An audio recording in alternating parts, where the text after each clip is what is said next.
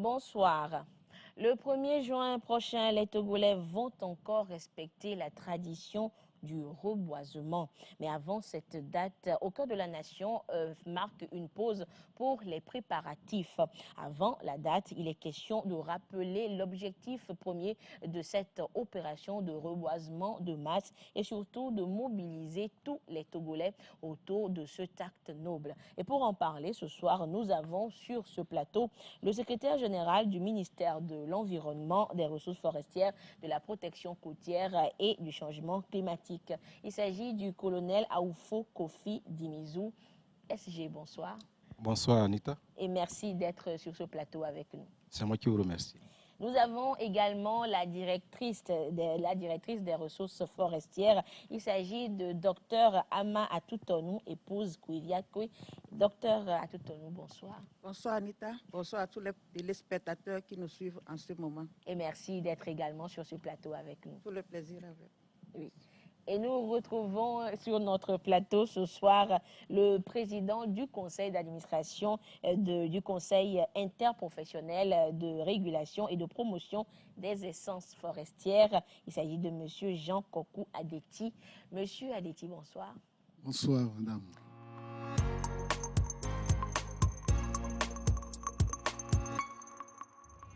Le Togo fait face à des défis majeurs, notamment la préservation de ses forêts, la lutte contre les effets du changement climatique.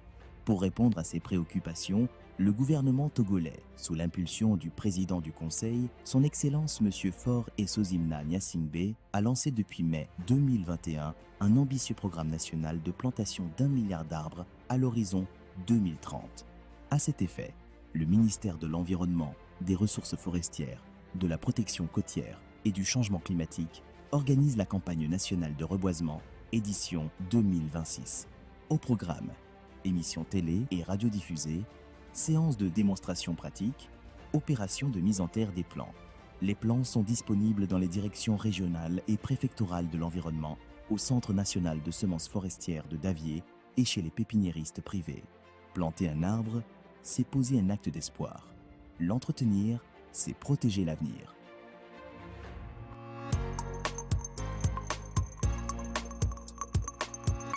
Nous parlons du 1er juin. Il faut rappeler donc qu'il y a 49 ans que la journée nationale de l'arbre a été instaurée, décrétée donc en 1977 pour lutter contre la désertification. Et cette tradition de planter des arbres chaque année incarne une véritable mobilisation citoyenne pour l'environnement. Mais ce soir, il est question de peut-être rappeler cet objectif noble. Alors, docteur Atutonou, dites-nous, depuis 49 ans, est-ce que on sent quand même que le Togolais comprend le sens de ce geste noble? Merci Anita. C'est pour nous un plaisir de vous remercier pour avoir accepté, invité le ministère de l'Environnement, des Ressources forestières, de la protection côtière et du changement climatique et ses partenaires pour parler d'un sujet aussi important qu'est le reboisement et surtout en prélude au lancement officiel de la journée de l'arbre. Je voudrais avant tout propos rendre un hommage déférent au président du Conseil qui a bien voulu prendre des mesures pour faire face aux différents défis environnementaux en faisant du reboisement et de la conservation de la biodiversité une priorité nationale, ceci pour le bien-être de la population. Pour revenir à votre question, comme vous venez de le dire, je voudrais rappeler l'origine de la célébration de la journée de l'arbre au Togo. Nous nous rappelons que entre 1972 et 1976, le Togo avait connu une sécheresse sans précédent. Et cette sécheresse a eu des impacts sur la population, les récoltes, les cours d'eau qui se sont asséchés et des millions de populations ont été affectées. C'est face à ce péril que le feu président Gnassingbé Eyadema avait dédié le 1er juin à l'arbre en 1977, lançant ainsi la révolution verte. Et depuis lors, chaque 1er juin, les Togolais se mobilisent pour mettre en terre des plants. Donc la journée de l'arbre donne le ton au démarrage de la campagne nationale de reboisement. Et pour parler de l'engouement, de la mobilisation citoyenne autour de cette tradition aujourd'hui, j'allais dire que oui, qu'il y a toujours la mobilisation citoyenne autour de cette tradition que nous observons chaque année. Donc vous allez voir que chaque année, quand on veut faire le reboisement, bien lancer la campagne nationale de reboisement, il y a une certaine mobilisation des citoyens togolais, les gens qui cherchent où est-ce que je peux trouver les plants, où est-ce que je peux trouver un site pour la mise en terre des plants, soit le 1er juin ou bien pour toute la campagne. Et surtout, ces 5 dernières années, nous avons observé un engouement sans précédent avec l'annonce de l'engagement des Togolais à mettre en terre 1 milliard de plants à l'horizon 2030. Donc, c'est dire que les Togolais ont compris, disons, l'importance de cet acte-là et ils sont mobilisés autour de l'événement. Alors, monsieur le SG, dites-nous, est-ce que on dit souvent, tout à l'heure, Madame Matoutou nous l'a rappelé, que le reboisement est une priorité nationale. Alors, pourquoi cela? Merci beaucoup, Madame Anita. Je voudrais peut-être également rendre un hommage différent au président du Conseil pour avoir fait du reboisement une des priorités de la feuille de route finissante. En réalité, je vais aborder la question sous 3 aspects. Il s'est avéré avec l'inventaire forestier national que le Togo a conduit en 2015 que la situation du couvert forestier était en tout cas alarmante. Parce qu'aujourd'hui, la forêt togolaise a reculé dangereusement. Parce que pour avoir une idée des statistiques, au début des années 1900, nous étions à 60% de couverture forestière. Mais l'inventaire forestier de 2015 a montré que nous sommes à 24,24%. Donc, ça fait près de 40% de réduction en un siècle. Et ces dernières années, depuis le début des années 2000, donc du 21e siècle, la situation s'aggrave dangereusement. Donc, la déperdition forestière montre vraiment qu'il y a nécessité d'agir. Et parmi les actions à mettre en place, c'est le reboisement. Bien entendu, il faut travailler à réduire les facteurs de dégradation que je vais peut-être énumérer tout à l'heure, puisque en termes de facteurs de dégradation, nous avons les coupes abusives de bois pour tout usage, que ce soit pour les besoins de bois énergie, que ce soit pour les besoins de bois d'œuvre et que ce soit pour installer nos champs. Et vous savez aujourd'hui, que ce soit l'agriculture avec les différents programmes que nous avons, il y a quand même un impact sur la forêt. Il y a également un impact du développement de nos villes sur la perte forestière. Et à cela, d'autres phénomènes comme les feux de brousse ou le pastoralisme qui ont aussi des effets sur la perte de nos forêts. Et donc, ceci fait qu'aujourd'hui, on a intérêt à aller au reboisement. Mais l'autre chose également, c'est la dégradation des fonctions assurées par ces forêts. Okay. Vous savez, Anita, aujourd'hui, les forêts participent à la régulation du climat. Oui. Partout sur le territoire national, vous allez vous rendre compte que la pluviométrie est devenue aléatoire. Et le monde paysan se plaint. Oui, parce qu'il n'y a plus de chronologie. Et même quand il devait avoir des pluies, il n'y a plus la prévisibilité. La saison devenait imprévisible et donc rend difficile la production agricole.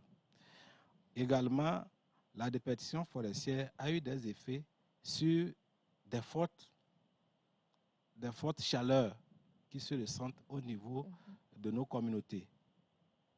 Également les grands vents et Il y a d'autres aspects. Vous voyez, au niveau de nos cours d'eau, le fait que les forêts-galeries soient déboisées entraîne vraiment le tarissement de nos cours d'eau très rapidement, et puis l'ensablement. Et même aujourd'hui, le barrage de Nangbeto souffre à produire l'électricité parce que le niveau d'eau nécessaire pour produire l'électricité n'est pas celui-là, parce que la quantité de pluie n'a pas suffi. Et il y a aussi le fait qu'en amont, les forêts-galeries aient disparu. Ça a charrié vraiment le sédiment et qui ferme vraiment le barrage. Voilà un peu quelques conséquences de la disparition de ces forêts sur la vie, sur le quotidien du Togolais. Et donc, ces deux éléments montrent vraiment qu'il y a nécessité d'agir. Et donc, le troisième point important, c'est qu'au niveau de l'environnement, l'humain est à la fois acteur, victime et bénéficiaire. Donc, on se dit, ce n'est pas peine perdue. Si aujourd'hui, on prend les dispositions, on peut redresser la situation. On peut inverser la tendance. Donc, le fait on est rassuré que l'humain qui, d'une part, contribue à cette dégradation de la forêt, peut également être acteur de la récréation de ces conditions de vie favorables aux populations. Donc, à partir de ces trois éléments, la question du reboisement devient une priorité et on remercie le président du Conseil pour avoir initié l'ambitieux programme de reboiser 1 milliard de plants d'ici à 2030.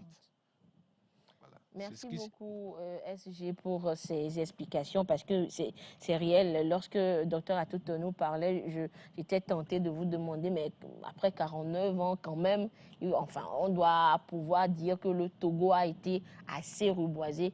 Mais si aujourd'hui l'urgence est encore de mise, c'est qu'il y a eu un souci. Et merci pour ces explications. Alors, Monsieur Adeti, dites-nous, vous représentez les exploitants. Alors, vous êtes également acteurs, victimes, bon, également bénéficiaires. Nous parlons de cette mobilisation citoyenne. Est-ce qu'à votre niveau également, vous participez activement à ce processus-là? Madame, effectivement, depuis que SIRPEP est né, nous sommes chaque fois sur le terrain et nous mobilisons les gens, surtout la grande population. Cette année 2026, c'est un cachet particulier que nous donnons au reboisement. En quel sens? Il ne s'agit pas de planter seulement. Il faut qu'on fasse des suivis, des entretiens. Et cette année particulièrement, nous nous sommes approchés et de la collectivité qui regroupe les mairies, les chefs traditionnels, les chefs cantons. On les sensibilise. Ils mettent maintenant à notre disposition des terres. Puisque à des années passées, on a souffert un tout petit peu. Mais lorsque nous nous sommes approchés, surtout de la mairie, il y a des disponibilités qu'ils ont prises et qu'aujourd'hui, nous avons les terres. La prévision pour cette année, normalement, c'est 116 565 hectares qu'on doit reboiser à une hauteur de 16 889 plants qu'on doit mettre à terre sur 11 250 hectares. Wow. Maintenant, nous nous sommes dit que, étant une organisation qui est affiliée au ministère de l'Environnement, nous allons faire notre possible. Raison pour laquelle, actuellement, nous avons nos représentants dans toutes les préfectures pour pouvoir sensibiliser les gens. Non seulement pour le 1er juin, qui est le jour de lancement, mais après le 1er juin, nous allons nous mettre sur le terrain pour commencer les reboisements. Et d'ailleurs, les gens nous appellent déjà s'ils peuvent trouver des plans à notre niveau, et nous les garantissons. Madame, cette année, ce serait un cachet spécial. Je vous remercie. Merci beaucoup, Monsieur Adeti, pour, disons, ces précisions et puis disons, cette garantie-là, ce souhait de voir ce cachet spécial donné à la campagne. Docteur nous parlons d'un cachet spécial. Le président Adeti l'a dit tout à l'heure, il y a un cachet spécial qui est donné à la campagne de 2026. Alors, parlez-nous brièvement de la préparation, de l'organisation. À quoi doit-on s'attendre du 1er juin 2026. Merci beaucoup, Dame Anita. Pour organiser une campagne, il y a des préalables. Il faudrait d'abord qu'on s'assure de la disponibilité des terres. Quand on s'assure de la disponibilité des terres, il faut s'assurer de la disponibilité des plans à mettre en terre. Il faut s'assurer également des moyens financiers pour s'occuper de toutes les opérations ou bien les tâches qui seront mises en avant pour l'opération de reboisement. Et aussi derrière tout ça, là, il faut la mobilisation sociale. Donc, il faudrait que toutes ces conditions soient réunies pour s'assurer que nous aurons une campagne réussie. Et pour l'organisation de la campagne 2026, tous ces aspects-là sont mis en avant-garde. Donc, pour la mobilisation des terres, telle que M. Adeti vient de le signaler, plus de 116 000 hectares en termes prévisionnels ont été recensés. Et ceci a été fait en collaboration avec les communes, les chefs traditionnels et les communautés. Tout ceci sur la supervision des directeurs préfectoraux de l'environnement. En termes de production des plants, il a été produit plus de 16 800 000 plants cette année à mettre en terre. Et cette production n'a pas été seulement réalisée que par les agents du ministère de l'Environnement.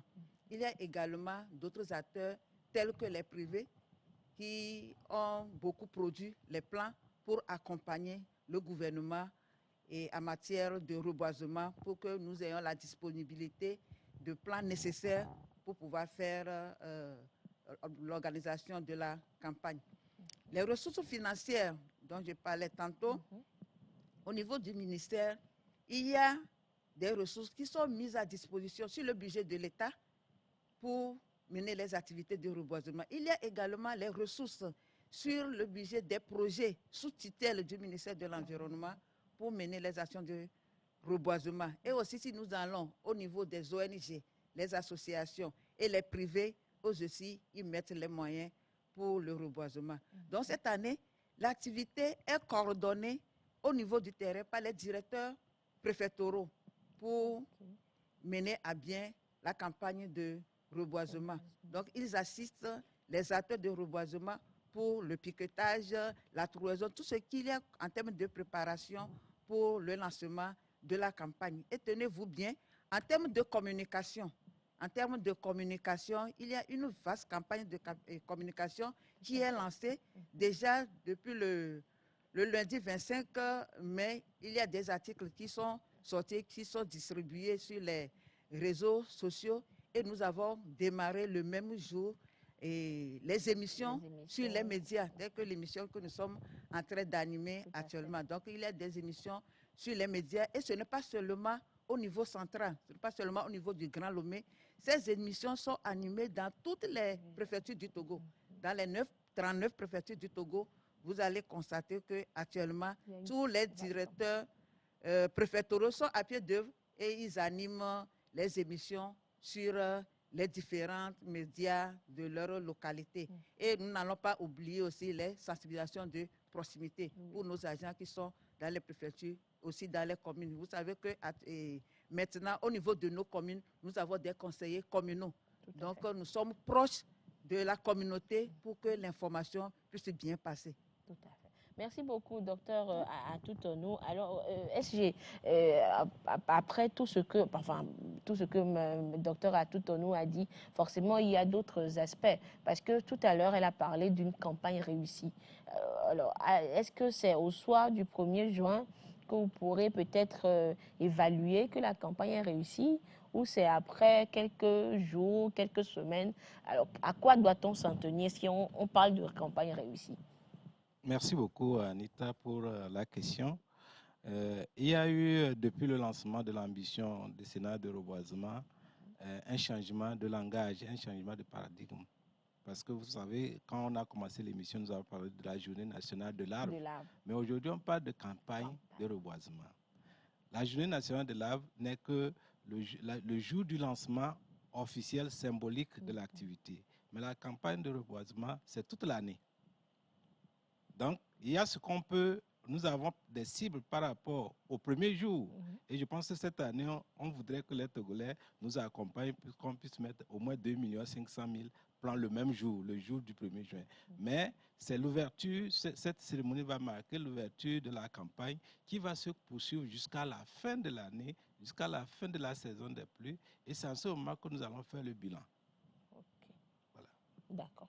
Merci beaucoup, SG. Je reviens à vous tout à l'heure pour peut-être un autre bilan de la campagne elle-même. Alors, Monsieur Adeti, disons que les représentants du ministère de l'Environnement ont parlé d'une campagne pour des sensibilisations, pour une campagne réussie. Alors, au niveau des producteurs, on a cru comprendre que vous avez commencé la sensibilisation depuis longtemps. Alors, comment ça s'est passé? Nous avons commencé la campagne pour cette année 2026, déjà à partir de février, où nous avons commencé les sensibilisations dans les préfectures. Et on les avertit que c'est comme ça cette année, puisque la pluviométrie change à tout moment. Donc, il faut qu'on anticipe. Normalement, la semaine passée, on doit aller reboiser à Badou, par exemple. Mais nous nous sommes dit que, OK, puisque c'est dans la fièvre de la campagne, au jour d'aujourd'hui, nous avons nos éléments qui sont sur le terrain déjà. Ils attendent. Ils sont en train de sensibiliser les gens avec les directeurs préfectoraux. Et ce soir même, on a plus de 7 antennes sur lesquelles ils sont en train de passer les émissions. Donc nous nous sommes dit que, OK, après le premier... Après le coup d'envoi, le premier... À partir de 4 déjà, nous serons à Tabligo précisément à Couvé pour le reboisement de plus de 5 hectares. Donc le 4 déjà, c'est pourquoi on va vous inviter également. Tout à fait. Vous allez venir voir ce que nous sommes en train de faire. Ce que vous êtes en train de faire sur le terrain concrètement. Voilà. Donc la campagne en toute franchise, ça a commencé par... Les gens sont enthousiasmés, les gens veulent... C'est pourquoi ils nous pressent d'ailleurs. Où est-ce qu'ils vont trouver les plans? Les plans. Et on les dirige vers les endroits possibles. Donc, c'est dire que cette année, nous vous rassurons que ce serait vraiment très potable. Merci. Monsieur Adeti insiste sur la particularité de 2026. Alors, la télévision togolaise se fera un plaisir et un devoir de vous rappeler, peut-être en fin d'année, pour voir si l'objectif a été atteint. Alors, SG, je reviens à vous, nous parlons, vous avez évoqué justement le fait que la journée de l'arbre soit devenue une vaste campagne nationale de reboisement. Alors, après 5 ans d'efforts, après le lancement officiel de cette campagne-là, pour atteindre les 1 milliard de plans d'ici à 2030, on est tenté quand même de dresser le bilan. Qu'est-ce qu'il faut retenir? Est-ce que ça avance ou bon, disons l'idée, les prospections qu'on avait eues, bon, ça traîne un peu ou comment dites-nous concrètement? Merci beaucoup, Anita. Je peux vous rassurer que nous avançons. Nous avançons et je vais répondre à la question à plusieurs volets. D'abord, il faut se dire par rapport à ce que Mme Atoutanou avait relevé, que pour réussir l'ambition décennale ou l'ambition de reboisement, on a besoin de mobiliser la terre, on a besoin de mobiliser les communautés, on a besoin de mobiliser les ressources financières et on a besoin de produire les plans suffisants pour vraiment l'ambition. Et donc, c'est sur chacun de ces aspects qu'en termes de bilan à mi-parcours, je voudrais revenir. Parce que lorsque, en 2021, la campagne a été lancée, l'ambition du Sénat a été lancée, il était question de faire un tour d'horizon pour voir quel est le disponible en termes de ressources foncières. Parce qu'il n'y a pas reboisement si nous n'avons pas la terre. La terre pour reboiser. Donc, vous voyez que tout à l'heure, lorsque M.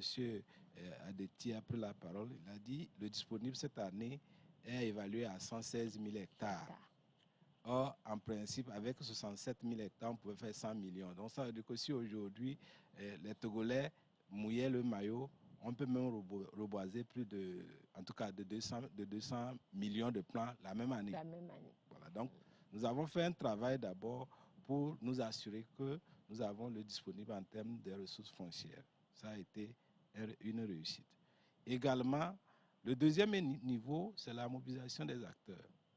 Et aujourd'hui, quand on parle de bilan, les gens vont toujours se focaliser sur le chiffre, mais oui, tout le travail qui a été fait, avec les communautés, vous voyez que nous citons les communautés, la chefferie, les propriétaires fonciers, et puis les communes, les ONG et tous les groupes organisés qui peuvent accompagner à la mise en œuvre de l'ambition. Donc pendant les 5 ans, nous avons obtenu des résultats en termes de mobilisation. Et vous le voyez, il n'y a pas aujourd'hui un événement national, qu'il soit un événement politique, administratif ou même culturel ou traditionnel, où on ne finit pas, soit on débute par un reboisement ou on clôture par un reboisement. Et sur ce plan, on peut quand même rendre un hommage différent au président du Conseil qui marque chacune de ces actions par des reboisements. Ça veut dire que dans un premier temps, le premier résultat à atteindre était de repositionner le reboisement dans la conscience collective du Togolais. Et ça, vraiment, les résultats sont appréciables. Également, nous avons travaillé déjà à la communication pour le changement de comportement. C'est ce que nous avons dit. Il y a eu pas mal de rencontres avec les différents groupes pour pouvoir vraiment trouver les moyens d'englober ou d'emballer l'ensemble vraiment de la population à la chose. Et maintenant, par rapport aux résultats concrets en termes de reboisement, sur la base des évaluations en fin de campagne, nous sommes aujourd'hui à 50 millions de production de plantations, mais nous pensons quand même qu'avec la mobilisation qui a été faite, il ne reste qu'à travailler pour mobiliser les ressources financières. Parce qu'aujourd'hui, l'Angoubin est là, nous avons la terre, nous avons la capacité, c'est aussi des acteurs que j'allais oublier, puisqu'il fallait disponibiliser les plans. Et là, nous avons cité nos directions préfectorales qui produisent des plans, mais le ministère travaille également avec les acteurs de CIRPEF dans la formation, le renforcement des capacités pour nous assurer que les pépinières privées peuvent aider le gouvernement à rendre disponibles les plans pour soutenir l'ambition. Donc, ce qui reste aujourd'hui, c'est vraiment la mobilisation des ressources pour aller à l'échelle. Mais le bilan, en termes de réalisation, nous sommes partis du reboisement annuel qui tournait autour de 2 millions de plants à 13 millions l'année passée, avec un accroissement vraiment important de plus de 40% chaque année. Parce que la première année, en 2021, nous étions à 3 300 000, mais l'année passée, donc la campagne passée, on est allé à 13 millions et cette année, on projette aller à 17 millions. Ça veut dire qu'il y a quand même une croissance. Maintenant, beaucoup de Togolais s'attendent pour se dire, mais 50 millions par rapport à 1 milliard, c'est comme si il y a un déphasage. Voilà. Oui, parce qu'aujourd'hui, nous avons travaillé à mettre en place les conditions cadres.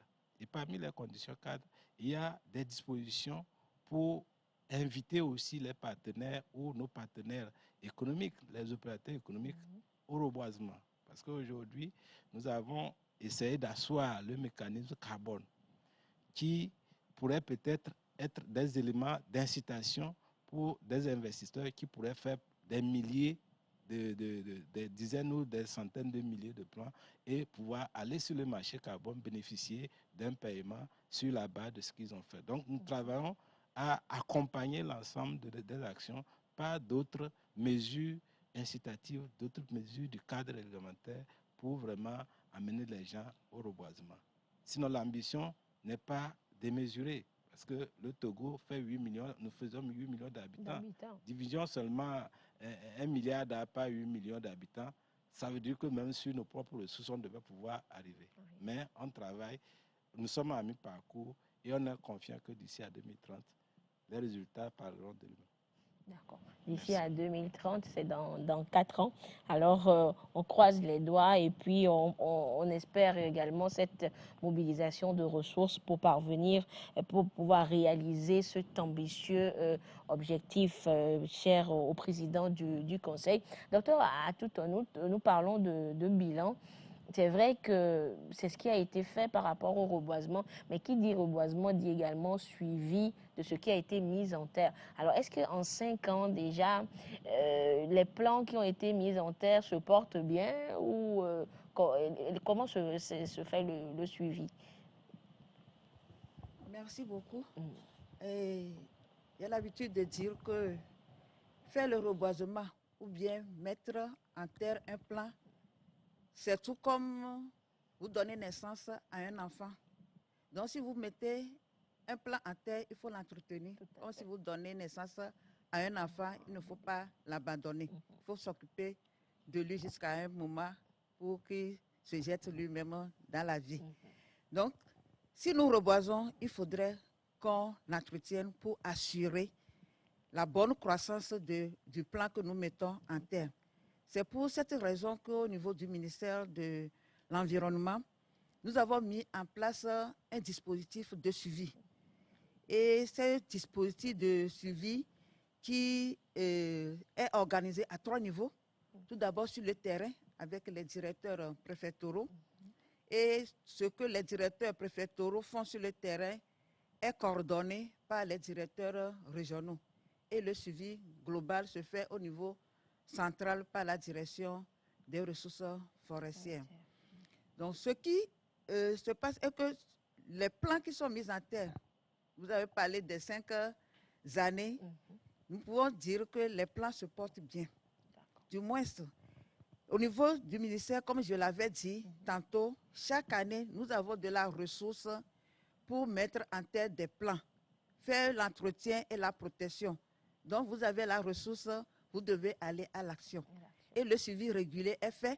Et là où on constate qu'il n'y a pas une bonne croissance de ces plans, il y a ce que nous disons le regarnissage, parce qu'on retourne, on prend d'autres plans pour remplacer les plans qui n'ont pas réussi. Mais ce qu'il y a, c'est au niveau du grand public. Oui. Par exemple, on annonce le lancement de la campagne le 1er juin. C'est tous les acteurs qui ont de l'engouement pour reboiser. Il y a des gens qui appellent, je veux reboiser. Où est-ce que je peux trouver les plans? Oui. Et où est-ce que je peux trouver la terre pour reboiser? On vient, on donne les plans. Après, qu'est-ce qui se passe? Des fois, les gens vont, peut-être si ce n'est pas laisser les plans quelque part, on met en terre les plans et on ne revient pas pour faire le suivi, faire l'entretien, la protection, comme nous autres, nous le faisons au niveau du ministère de l'Environnement. Donc, c'est l'occasion de lancer un appel à tous les acteurs de reboisement, à tous ceux qui ont la motivation pour faire le reboisement, de prendre des dispositions pour faire l'entretien aussi et la protection pour que nos plans réussissent à tous les niveaux. En ce qui concerne l'entretien, je voudrais dire qu'il y a des entretiens périodiques qu'on doit faire. Quand nous mettons en terre les plans, au moins 2 entretiens par an. Et ces entretiens peuvent se faire à travers le saclage de la plantation ou bien on peut faire le nettoyage autour des plants que nous avons mis en terre. Mais nous avons certains défis majeurs à relever. Il y a 2 défis majeurs à relever. C'est les feux de végétation et la gestion du pastoralisme. Pour les feux de végétation, nous mettons en terre les plants et à la plantation, des fois, nous sommes victimes des feux criminels, des gens qui viennent intentionnellement pour mettre les feux au niveau des plantations. Il y a les feux aussi qui peuvent quitter quelque part pour venir attaquer notre plantation si nous n'avons pas bien protégé. Et comment protéger? Il faudrait que dès le début de la saison sèche, que nous aménagions des pare-feux autour de nos plantations.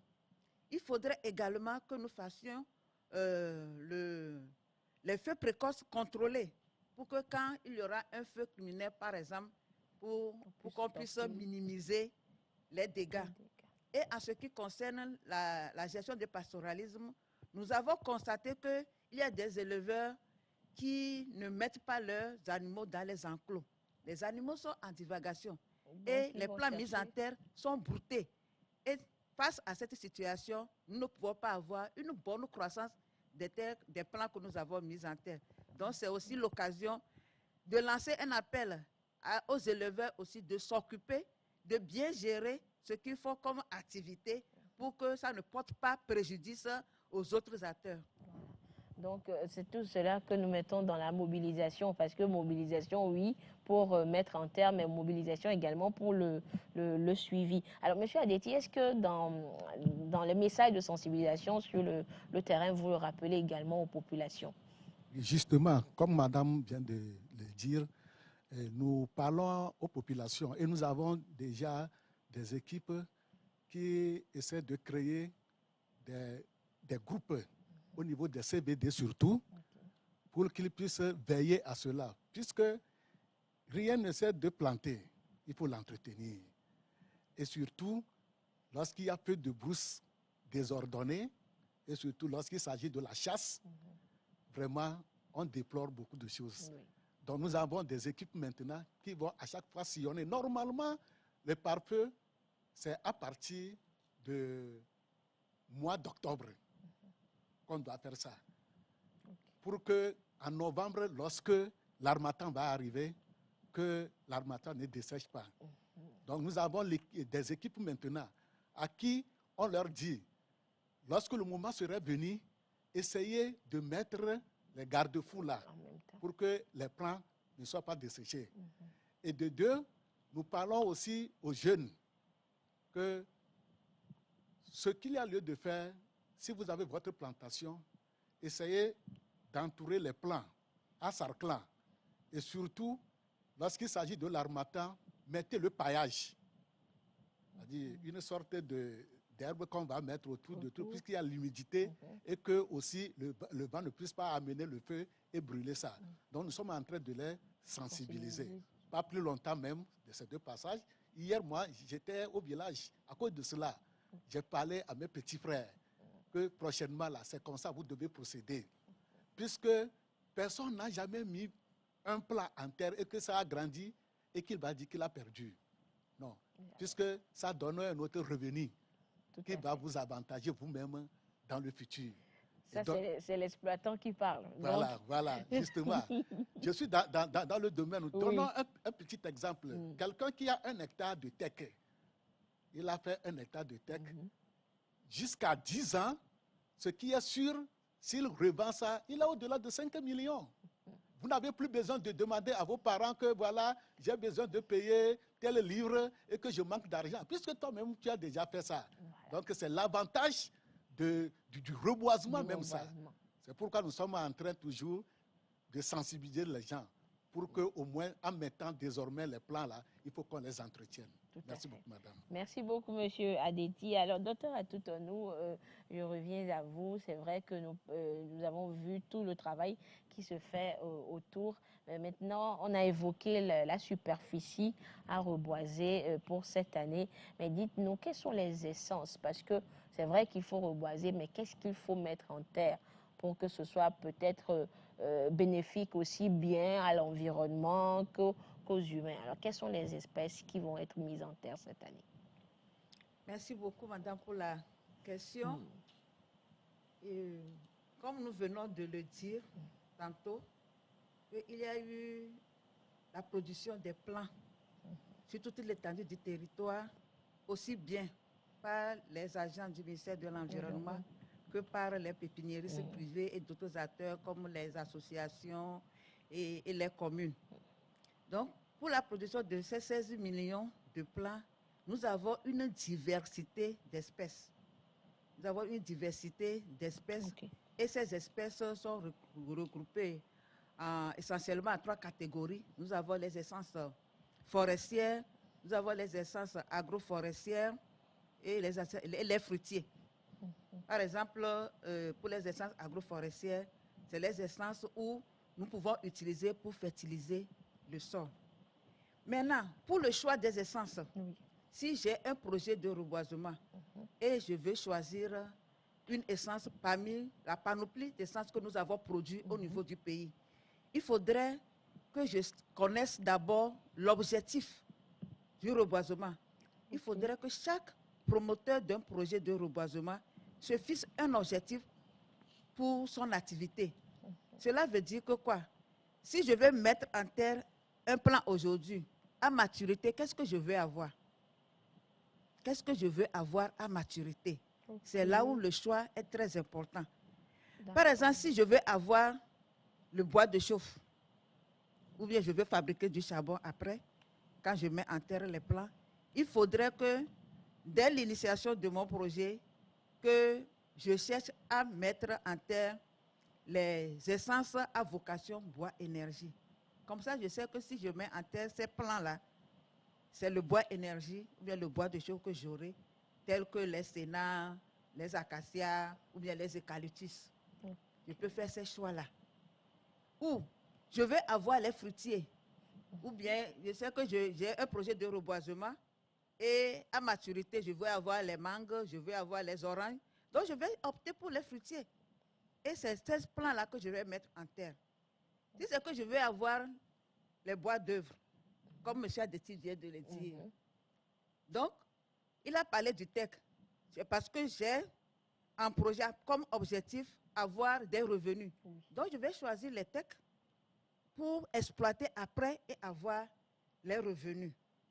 Et tout ceci, après avoir fait le choix des essences, il faudrait aussi penser à l'adaptabilité de la zone où je vais faire mon reboisement. Est-ce que le site que j'ai choisi pour le reboisement se trouve dans une zone où l'essence que j'ai choisie est adaptée? Donc, il faut voir tout ça là aussi. Et au-delà de ça, il faut voir si le sol où se trouve mon site de reboisement est adapté. Donc, c'est tous ces aspects réunis que nous devons chercher, ce dont nous devons chercher à s'assurer avant d'entamer la mise en œuvre d'un projet de reboisement. Et je voudrais saisir cette occasion pour dire aux téléspectateurs que tous ceux qui sont des promoteurs de projets de reboisement, de s'approcher des directeurs régionaux et préfectoraux de l'environnement pour bénéficier de leurs conseils à vue d'avoir le projet de reboisement réussi. Je vous remercie. Merci beaucoup, docteur Atoutonou, pour ces précisions. Et justement, lorsque le docteur Atoutonou parlait, j'étais tentée de vous demander, est-ce que pour la campagne 2026, par exemple, s'il y a peut-être des ONG, des associations qui veulent aussi participer à la campagne de reboisement, quelles sont les démarches qu'il faut faire? Est-ce que l'association doit venir vers le ministère, vers disons, la direction régionale ou préfectorale pour dire nous aussi, nous sommes intéressés, nous voulons mettre en terre? Et que, bon, maintenant, comment se fait la démarche et quels sont les conseils qu'on donne? Est-ce qu'on leur demande, est-ce que vous avez déjà la superficie? Quelle est la superficie? Où se trouve-t-elle? Et comment se fait les échanges entre peut-être des groupes de personnes et le ministère? Merci beaucoup. Donc, le ministère a pour mission d'accompagner tous les porteurs de projets de reboisement. Que ce soit des acteurs du monde des collectivités territoriales, des associations, des ONG ou même de groupes d'individus et même des privés, des individus qui veulent reboiser. Donc, ce que nous avions mis, on a mis en place un système qui permet de recueillir les intentions de reboisement depuis la base telle que Mme Atoutonou l'a présentée jusqu'au niveau central. Et soyez rassurés, il y a plus de 2 mois, nous recevons déjà des correspondances d'un certain nombre d'initiatives de reboisement qui nous les présentent, dit quelle est leur ambition de reboisement et quel est l'appui qu'ils attendent du ministère. Ça, au niveau central, c'est ce que nous recevons. Sans oublier qu'au niveau local, comme Madame le précisait, au niveau local, un acteur qui est dans une préfecture, dans une commune, il y a des interlocuteurs, nos agents qui sont là sont des interlocuteurs et qui également enregistrent les demandes d'appui. Et également, nous apportons 2 appuis. Les plans, dans un premier temps, selon la disponibilité, mais il y a tout l'appui technique tous les conseils qui peuvent être prodigués aux porteurs du projet. Et nous n'oublions pas qu'aujourd'hui, nous avons des pépiniéristes privés qui ont fait de la production de plants leur job. Oui. Donc, le ministère ne produit pas pour entrer en concurrence avec ces promoteurs. Donc, nous, jusqu'à une quantité donnée, nos services peuvent vous fournir. Mais quand vous voulez, vous tenez un projet bien structurant, il y a également ces pépinières privées qui peuvent, on peut vous orienter vers les pépinières privées pour que vous puissiez acquérir des plants. Mais le ministère reste quand même là pour l'appui conseil pour aider tous ces acteurs-là à réussir leur projet. D'accord.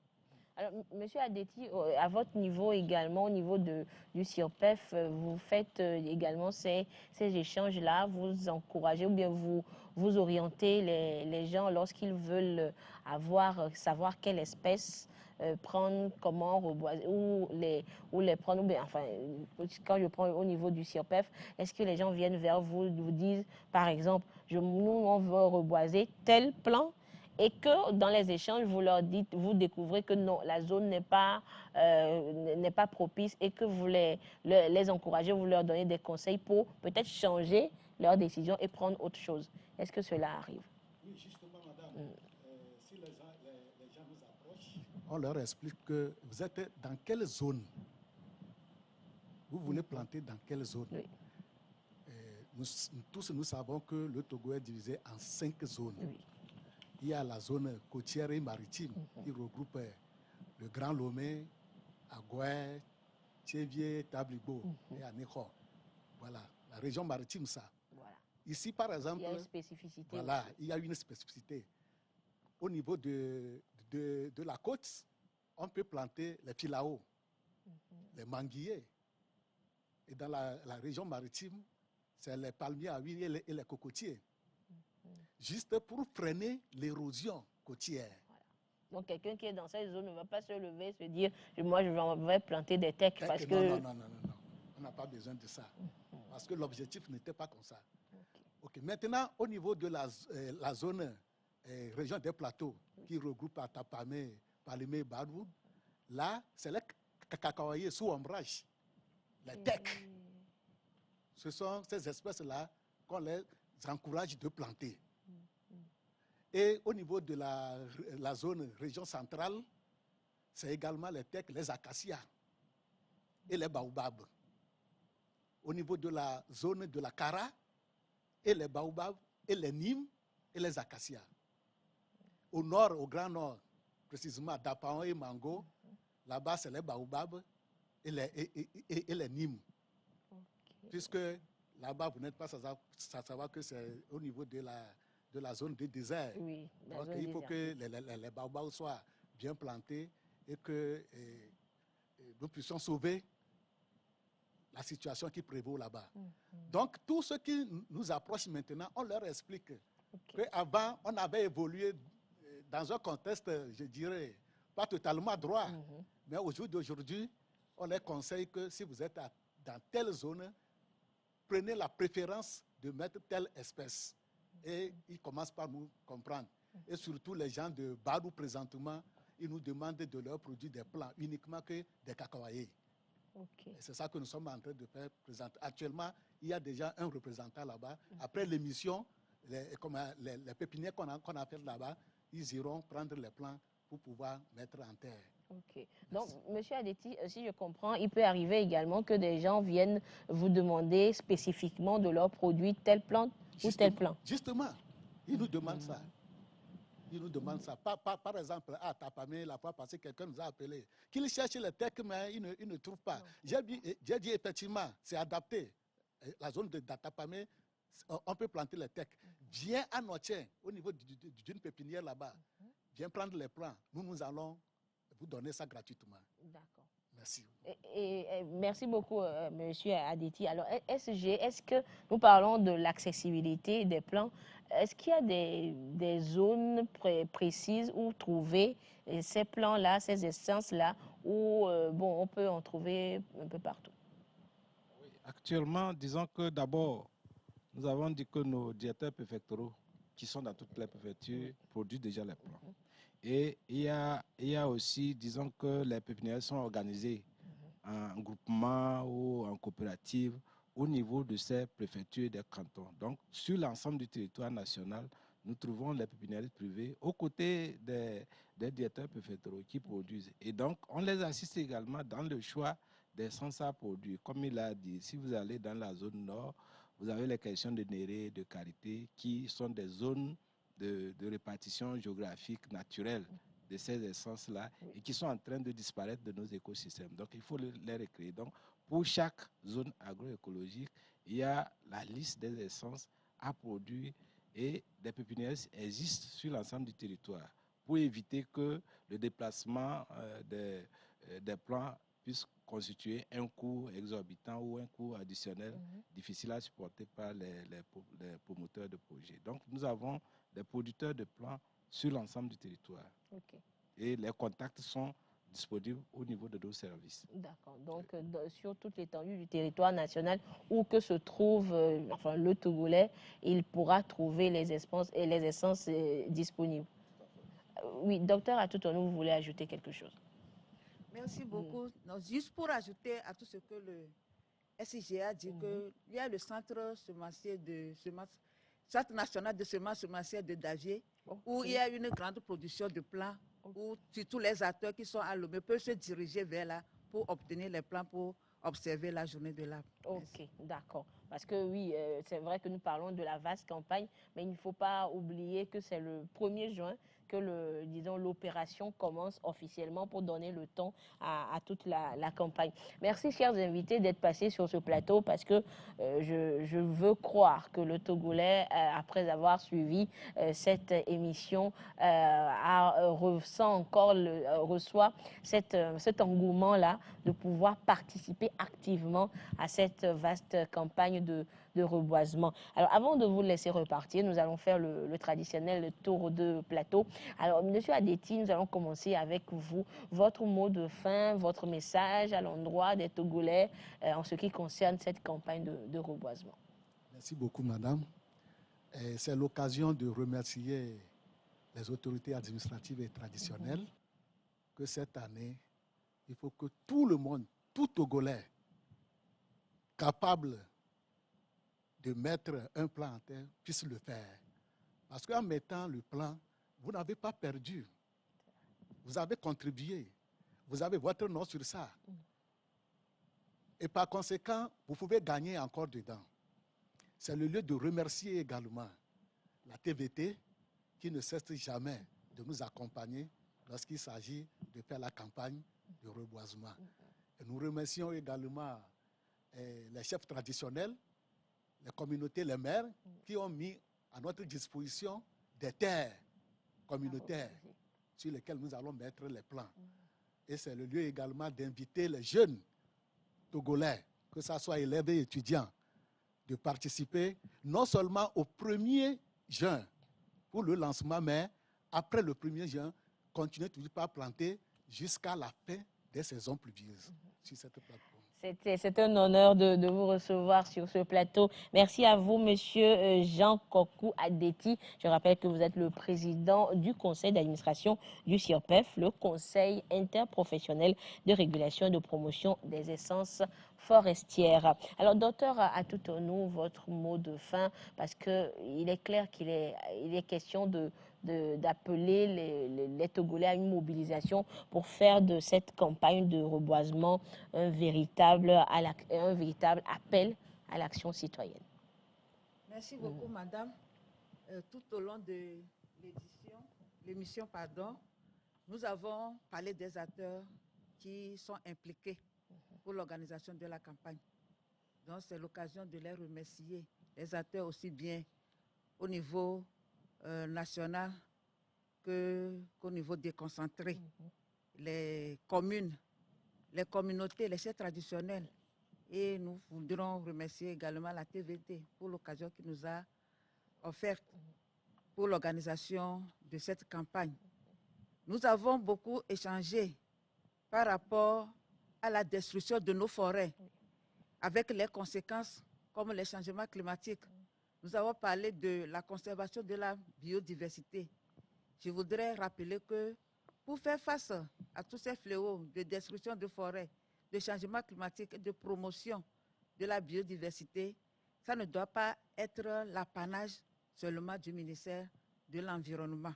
Donc c'est à ce titre que je voudrais également lancer un appel à chaque Togolais de mettre en terre un ou plusieurs plans le 1er juin et durant toute la campagne et surtout les entretenir.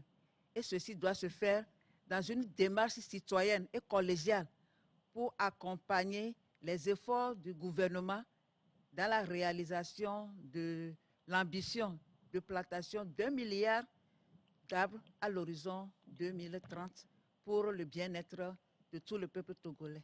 Merci.